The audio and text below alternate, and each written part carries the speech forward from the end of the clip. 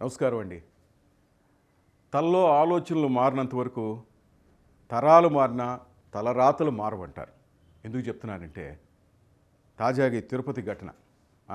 చేసేది పాపాలు, వైకుంఠ ద్వార దర్శనం చేసుకుంటే కోటి పాపాలు పోతాయంట. అందుకని అందరూ ఎగబడ్డారు, ప్రాణాలు పోగొట్టుకున్నారండి.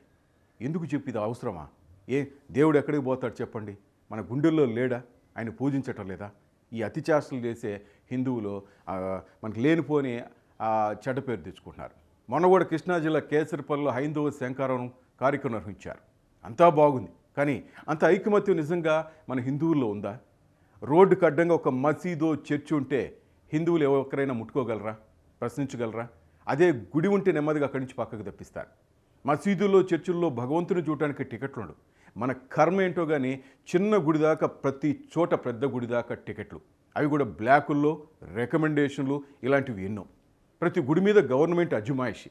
హిందుత్వానికి రాజకీయ రంగు పులుముతున్నారు. మన జరిగిన హైందవ శంకారంలో పీఠాధిపతులు, స్వాములు వచ్చారు. వాళ్ళలో కూడా రాజకీయాలు. జగన్కో స్వామీజీ, చంద్రబాబుకో స్వామీజీ, కేసీఆర్కో స్వామీజీ, రేవంత్కో స్వామీజీ, ఇలా రాజకీయ నాయకులు భుజాలు పెట్టుకుని స్వామీజీలు. మళ్ళా వాళ్ళకు రియల్ ఎస్టేట్లలో పెట్టుబడులు. ఇదే హైందవ ధర్మం కోసం పాటుపడేవారు ఎంతమంది ఉన్నారు? ఉదయం లేస్తే చెప్పేవి శ్రీరంగనూతులు. ఆ తర్వాత ఇంక నేను చెప్పను అవసరం. గుడి దగ్గర మైకుల్లో దొంగలున్నారు జాగ్రత్త అని చెప్తారు, కానీ దేవుడు నాడు భయపడవద్దని చెప్పరు ఎందుకు? అసలు హైందవ ధర్మం ఏంటి తెలుసా? వేదాలు, ఉపనిషత్తుల్లోని అంతులేని విజ్ఞానం పునాదిగా ఏర్పడిందే మన హైందవ ధర్మం. మేధస్సు, ఆధ్యాత్మికపరమైన జ్ఞానం ఖండాంతరాలకు విస్తరించింది. సింధులోయ నాగరికత తర్వాత సార్వజనీన జ్ఞానం పునాదిగా హిందూ ధర్మయుగం పరిడవిలింది. మతంగా క్రైస్తవం 1వ శతాబ్దంలో, ఇస్లాం 7వ శతాబ్దంలో ఆవిర్భించాయి. దేవుడు ఒక్కడు అనే సిద్ధాంతంతో పుట్టిన మతాలవి. దేవుడు ఒక్కడేనని, ఈ విశ్వాన్ని సృష్టించిన ఆ దేవుడని ఆ మతాలు నమ్ముతాయి. ఈ రెండు నేడు ప్రపంచంలో అతిపెద్ద మతాలు.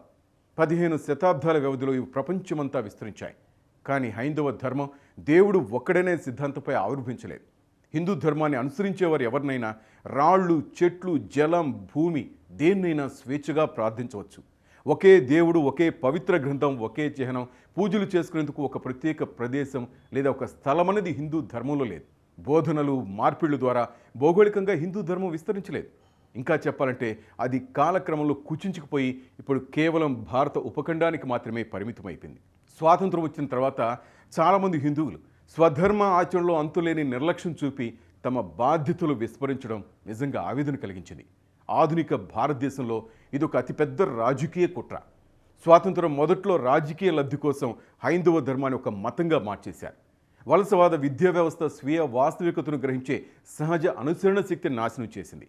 చాలామంది చదువుకున్న హిందువులు తమ మూలాలు, ఆధ్యాత్మిక జ్ఞాన సంపద, సాంస్కృతిక శ్రేష్టత, నాగరికత పద్ధతులు మర్చిపోయి పిరికితనంతో వలస పాలన విద్యా వ్యవస్థకు, పాశ్చాత్య సంస్కృతి ఎర్లకు లొంగిపోయారు. ఆ బానిసత్వం దురదృష్టవశాత్తు నేటికి కొనసాగుతూనే ఉంది. ఇప్పటికీ చాలామంది హిందువులు తప్పును తప్పని, ఒప్పుని ఒప్పుకుని ధైర్యంగా చెప్పలేని పరిస్థితి. ఒకప్పుడు బ్రాహ్మణోత్తముడికి, ఇప్పుడు ఈ బ్రాహ్మణోత్తముడికి తేడా చూడండి. తినడానికి తిండి లేక మనసు చంపుకుని దిక్కులేని జీవితాన్ని గడుపుతున్నారు. చేతనైతే అలాంటి వారికి సాయం చేయండి. సభలు పెద్ద పెద్ద ఇవి కాదు. జాతరల పేరుతో దరిద్ర పాటలు, దరిద్రపు డ్యాన్సులు, ఎదురుగా అమ్మవారి విగ్రహం ఉంటుంది, పక్కన బీర్లు తాగుతుంటారు. ఒక హిందుత్వంలోని ఎందుకు ఇది? హిందువులకే ఏంటి కర్మ? సినిమాలో కూడా రాముడు, కృష్ణుడు అంటే జోకులు, ఆ జోకులతో పాత్రలు.